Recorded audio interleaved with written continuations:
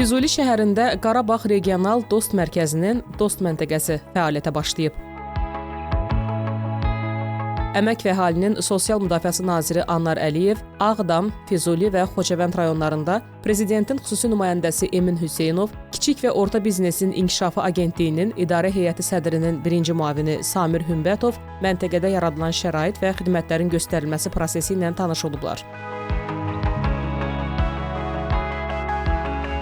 Əmək və Əhalinin Sosial Müdafiəsi naziri Anar Əliyev Dost konsepsiyasının Prezident İlham Əliyevin tapşırıqlarına uyğun aparılan sosial islahatların mühüm uğurlarından biri olduğunu vurğulayıb.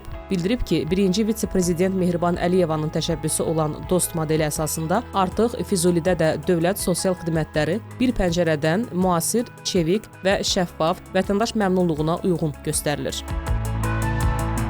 Nazir yeni Dost məntəqəsində daim yüksək səviyyədə xidmətlərin göstərilməsi, habelə məşğulluqla bağlı müraciət edən sakinlərin aktiv məşğulluq proqramlarına cəlb edilmələri və digər məsələlər barədə tapşırıqlarını verib. Dost məntəqəsi mobillik və konstruktivlik elementləri ilə müasir üslubda layihələndirilib. Burada gün ərzində orta hesabla 120-yədək vətəndaşın qəbulu nəzərdə tutulur.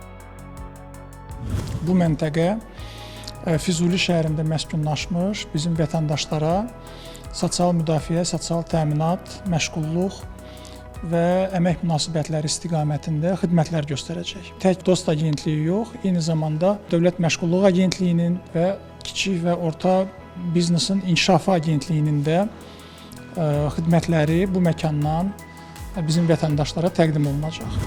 Böyük qayıdış proqramına uyğun olaraq doğma yurt yerlərinə qayıdan insanların Dost xidmətləri ilə əhatə edilmələri üçün ardıcıl işlər aparılır. Belə ki, 2022-ci ildə Zəngilanın Ağalı kəndində Smart Dost məntəqəsi, 2023-cü ildə Bərdədə Ağdam, Füzuli, Xocalı, Şuşa, Xankəndi də daxil olmaqla 10 rayon və şəhərin sakinlərinə xidmət göstərən Qarabağ Regional Dost Mərkəzi və 2024-cü ildə onun Şuşada filialı yaradılıb. Bu ilin avqust ayında isə Kəlbəcərdə Dost məntəqəsi açılıb.